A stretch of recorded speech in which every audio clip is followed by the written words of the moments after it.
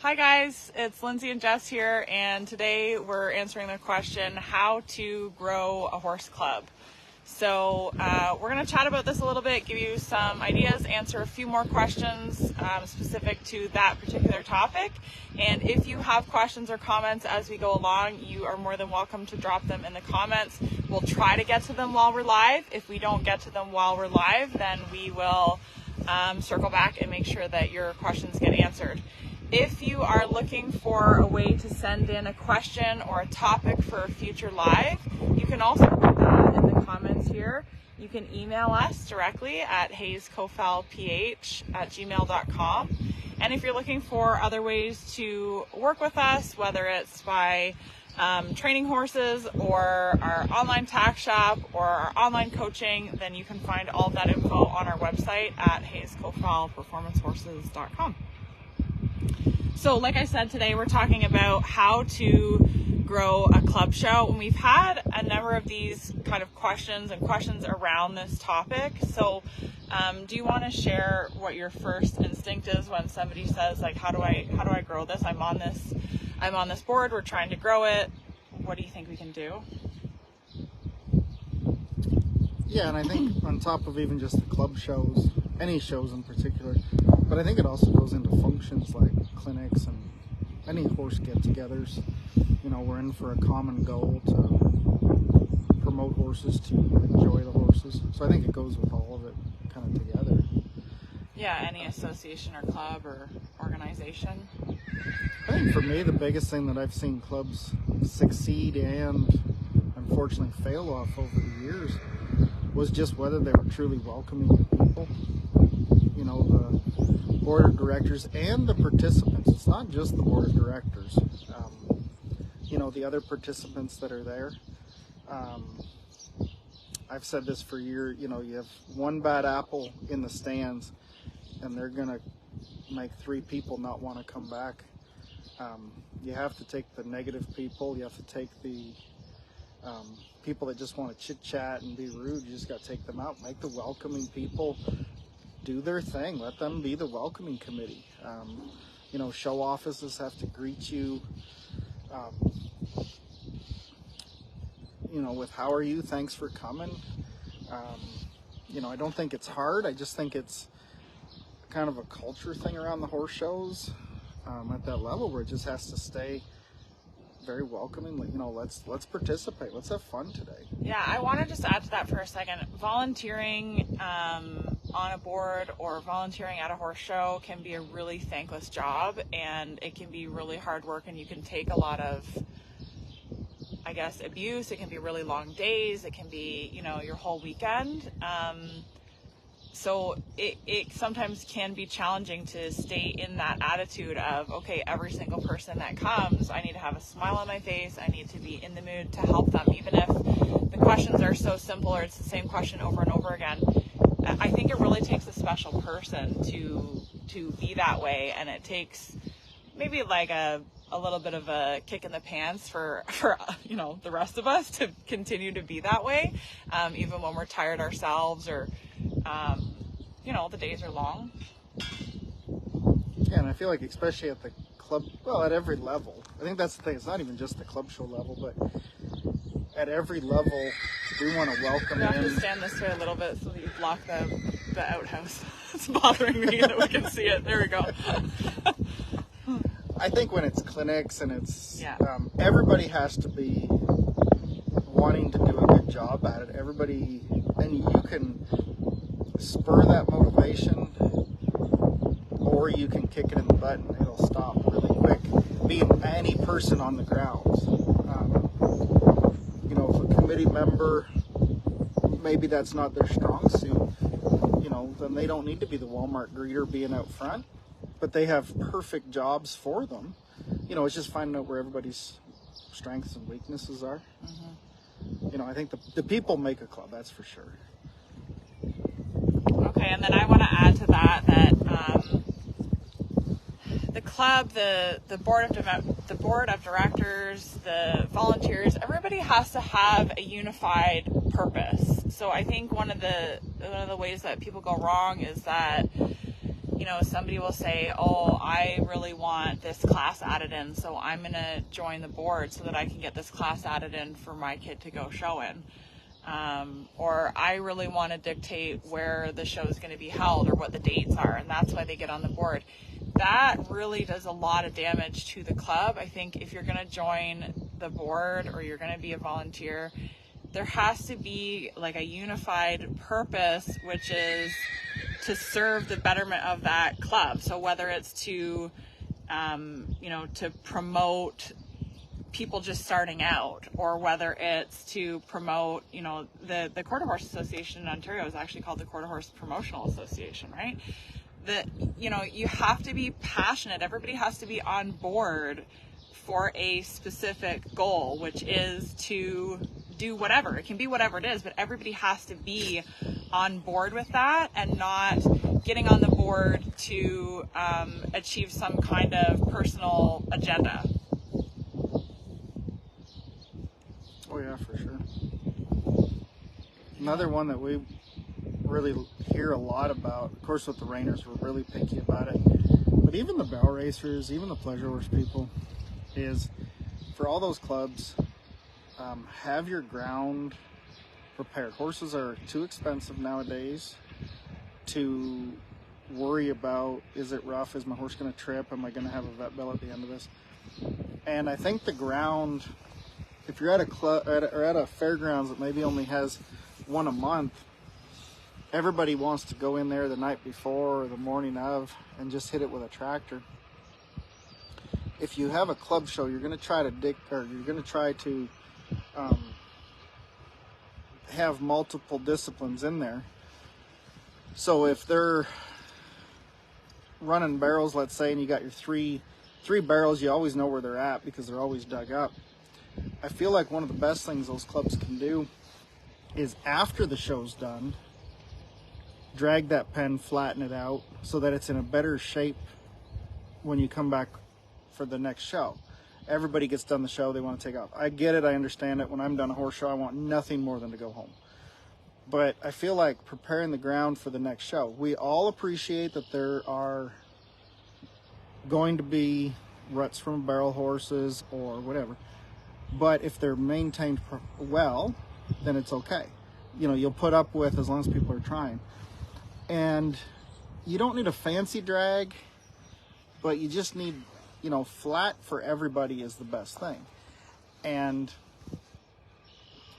if we go to a club, and I'll bring some horses to club shows every once in a while. You know, we all need to get our horses out and see things.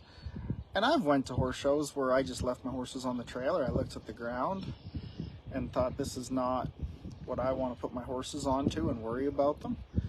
You know, I buy a hot dog and... Yeah, that's one side too, is, you know, not wanting to put your horses on it. The other side is it's unsafe. Yeah, there's the you danger know, part of it. The safety, club shows and safety are huge. You know, if you have a bunch of people that are just getting started showing, you have a bunch of kids, you know, you gotta do absolutely everything you can to keep it safe.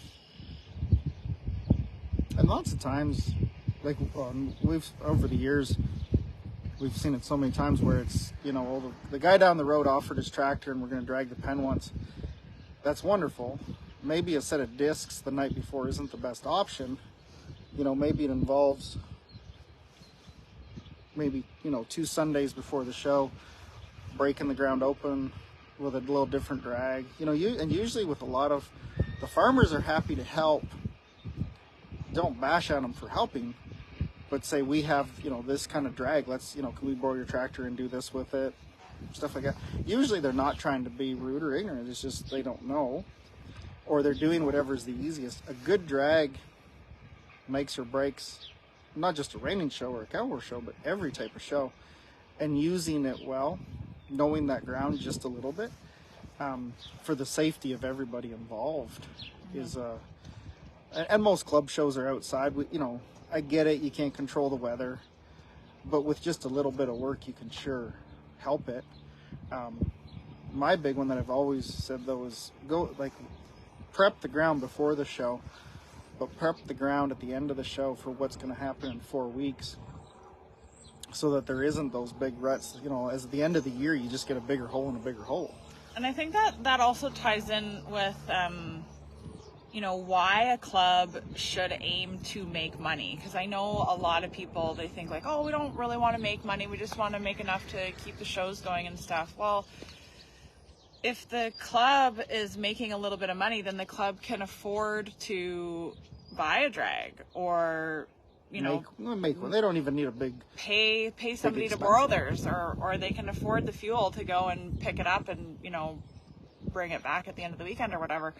I think if you asked everybody at the horse show, would they chip in an extra $5 would they chip in a little bit more for better ground? Yeah, sure they would. Everybody would. The other thing that I wanted to say was, before we get into the more specific questions, was I think it's really important to have a very specific set of rules. And I don't just mean in the show pen, but also with the board and how the board is run.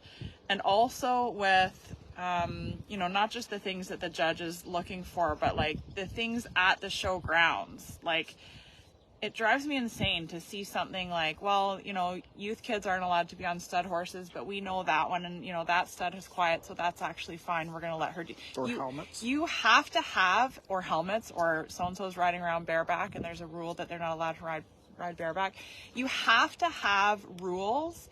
You have to follow them, and you have to reinforce them, because people are going to test those rules. People are going to, sometimes intentionally, sometimes unintentionally, do things that go against the rules, and you absolutely have to follow through.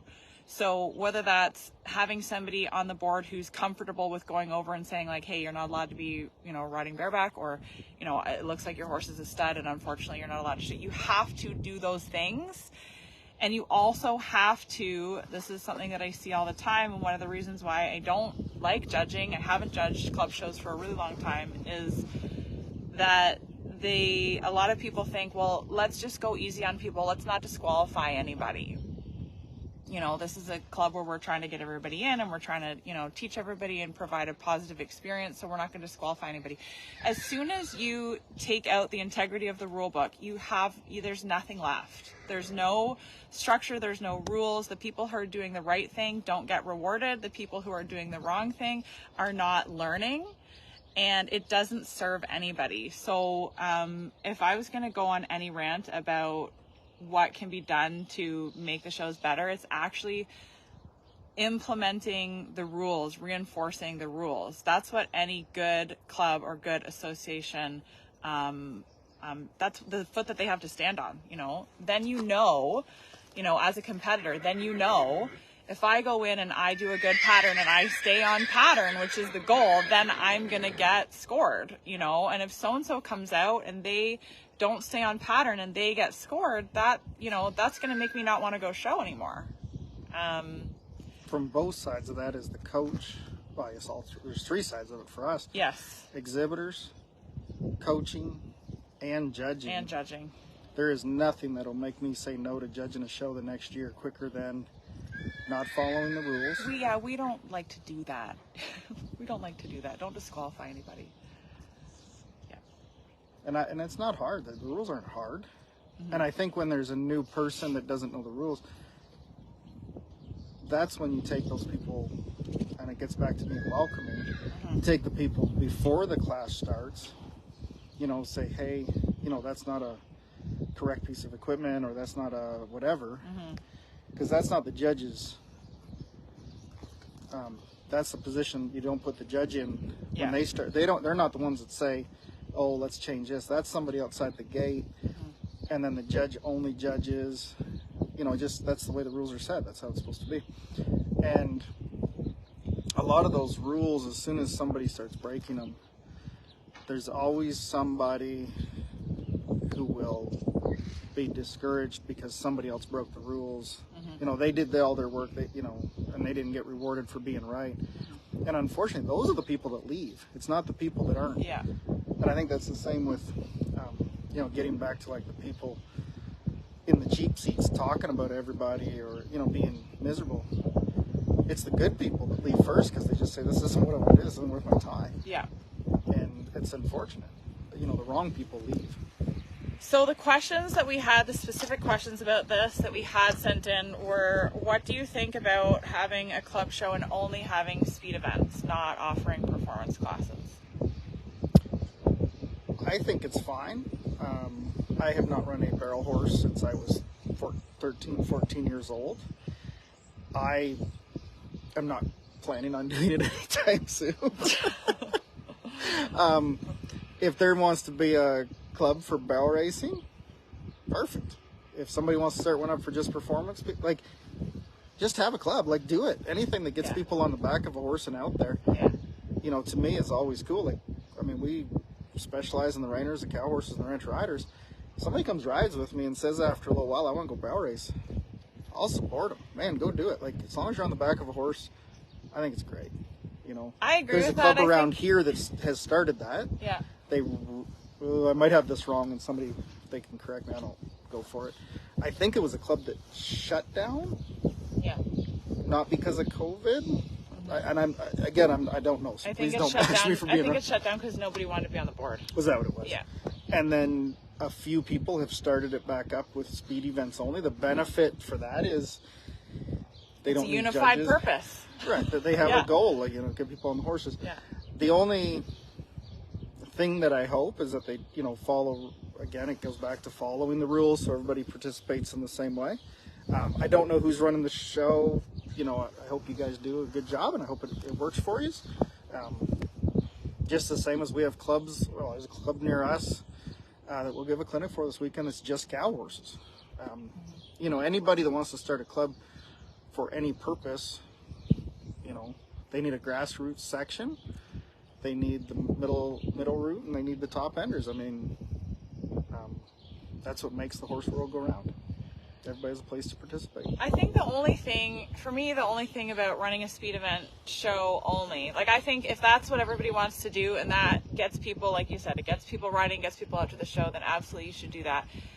The sad thing I think about that is that there is so much beauty in having club shows where we have every event, and you know, you get to take your horse in class after class after class. You get to go in a performance event, you get to go in a speed event, or maybe you only compete in one or the other, but you still get to see those other ones, and you can try them out. Yeah, and you can try them out, because that's what gets people to try more things, you know. And sometimes it's kids coming in and they started barrel racing, and so they start out doing that, and then they kind of see the horsemanship classes and they think that might be cool. They see the trail and they think they might want to try that, and that's kind of neat.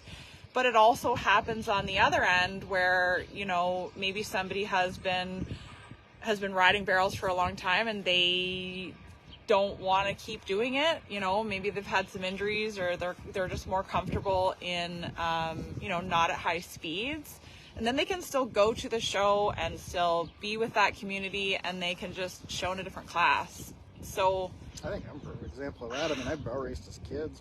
I didn't want to do any kind of show horse stuff. Yeah. And then,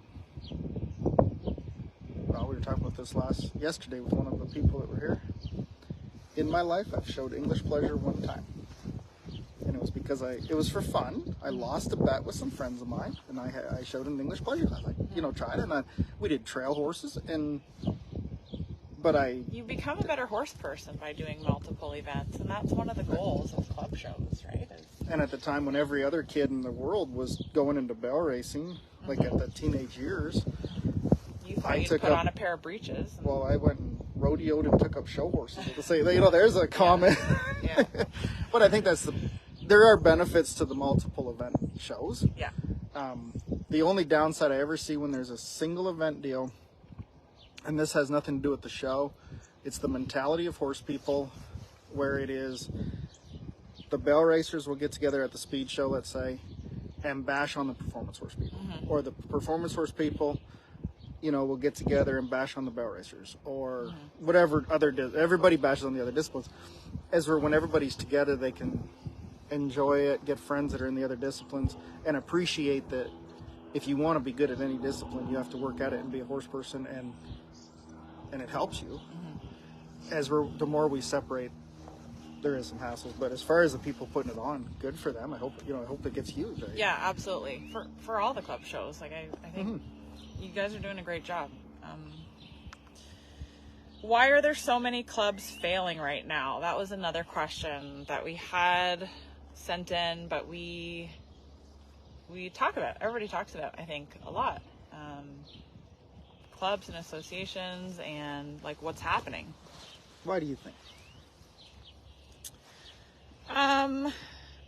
I think right now the way that the horse industry is, it's really booming in a lot of areas. So if a club is failing, then there's a problem with that specific club. There's a problem with either the board, there's a problem with whatever the unified goal was, or there not being a unified goal. I think there's so much, the demand for horses and the number of people riding and the number of people who want horses and training and riding lessons and stuff like that is all booming. So if there's a problem with a club, there's kind of a specific problem that's going on.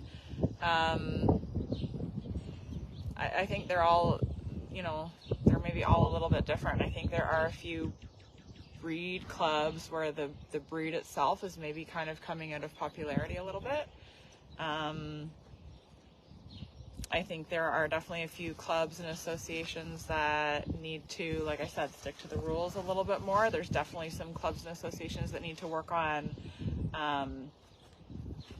making it more friendly and building it up from the base. I think a club is really only as strong as the funnel of people that you have coming in. You have, in order to have a sustainable club, you have to have new people coming in, and you have to have some level of retainage for the people that you have there. So if the club becomes focused on just building the people that they have there, and they maybe focus on higher payouts, or they focus on like something for the people that are already in, and they're not focusing on bringing new people in, that becomes a big problem. What do you think? I think it's two things I see. We only do horse shows. Like a horse show club usually only does horse shows. You don't have people together as a group. And when we were a kid doing like the little club shows, they used to have like at the end of the year, there was a show where it was a competition between all the clubs. Like it got everybody together as a social event. That stuff, and clinics are a huge one. Clinics put on by the proper people that are knowledgeable, and again, it's out of the competition day, so they can be a little more let down and a little more relaxed. And at the shows and any of those functions, the people running them really need to look at it as an entertainment venue, where when the people leave that function, whether it be a horse show, a clinic, whatever, if they don't want to come, if they're not asking you, when's the next one, I want to come back, you've done something that isn't right. You haven't done enough to make them want to come back. Why do they want to go to certain things? We compete with people golfing, we compete with people boating, all other hobby sports. So if there's something that made them not enjoy their time, you need to address it. If you have clinics with the right people, and I think, of course, for us, we give a lot of clinics, and I think they're the best thing because people aren't showing, they're not in that mood of like, I have to compete, they're learning, they're having a little more fun. Yeah. You promote the idea of being together. When you look at the branding issue or the branding of like every discipline, you go to a show, they're always selling jackets with the emblem, like so that you can be a part of something. So you get, you have to be where you feel welcome to it,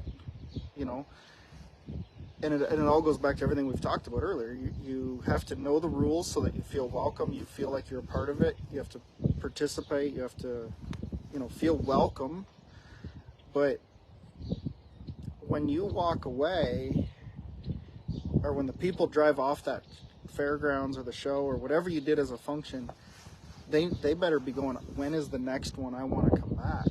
And to do that, it has to be fun, and that is so much more Has to important be than fair, anything. and it has to be fun. Well, it's only Yeah. fun when everything is like, if you're sitting there going, that wasn't right, that Yeah. isn't fun. Yeah. So it definitely goes back to that. You know, you have to watch the people around the shows, make sure that they're promoting as a fun thing, and people, it has to be entertaining where they want to come back. You know, do we know all, I don't know all the ins and outs. I mean, you know, we give some clinics for clubs. You know, I think they're a great deal. I think they need more of them for different trainers. You know, and don't get, you know, get people that are good at their jobs and do this, you know, the right people doing them so that they get the good information. You know, and that's a big thing, I think. Okay, the other question we had was, what can we do to get volunteers? And I can see Shelley saying volunteers and judges are getting harder to find in some areas. What can we do to get volunteers? Do you have thoughts on that? Because I agree, Shelley, that's a huge problem. I think everywhere is a huge problem. I think part of that is a culture problem. We don't donate enough time anymore. Like when we're at the horse shows or we're at functions. You know, and actually a conversation the other day here was with the Knights of Columbus. How few people volunteer their time anymore. That's a culture problem. I do believe, again, making it really fun, you know, making it so people want to come. I definitely don't have all the answers to that one. But I mean, how do you get the parents that aren't involved wanting to come out and help? You know, and I think that's a big one for fun, for whatever. Some shows that we go to offer like a, you know, if you volunteer for so long, you get your name in a hat for a prize, or you get your name in a hat for a free stall at the next show, or, you know, or something along those lines. I guess the ORHA does it where it's a 2-hour minimum volunteer hours. You know, there's different ways of something that one of the shows that we went to last year did was they had a group photo at I don't know if it was at the end of the day or the end of the weekend, but the people that were putting on the show invited all of the volunteers to come and get into a photo and shake their hand and give thanked everybody. Yeah, thanked everybody and posted it on social media, and just, you know, there's the people that organize the show, but then, you know, the show can't go on without the volunteers. So I thought that was really special, and I know that it meant a lot to the people that were there volunteering because they felt recognized and appreciated, and that kind of stuff makes people want to come back. When you go all day and you man the gate or you whatever, set up the patterns and stuff, and there's no recognition, I think that's really tough. And I think one thing that you're really good at that I don't see a ton of people being really good at right now, is jumping in and helping just for the sake of jumping in and helping. You don't have to dedicate your whole weekend to go to a show and, you know, volunteer for 8 hours or 12 hours or whatever. Just the spirit of volunteerism, if I have a free moment or I see something that needs to be done, just jumping in and doing it. And I think having one person or two people at a show that have that spirit to just jump in and help just because they can, not because it's their job, not because they signed up for it, but just, oh, that needs to get done. Okay, let's go, let's get it done.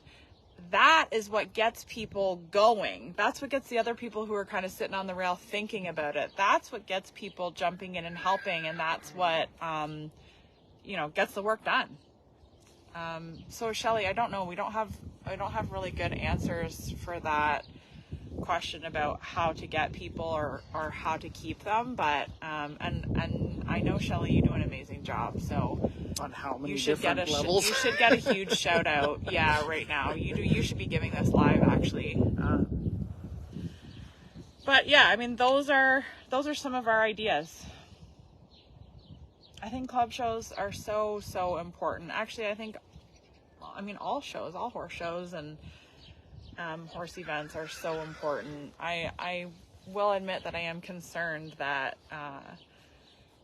with fewer people riding, I don't know what the future of, you know, riding in horses is going to look like. Fewer and fewer people riding means probably fewer and fewer people are going to get their kids riding, which means that I don't know what the future of horse shows is. Maybe some of the clubs are failing because there's not enough people to support them. I don't know.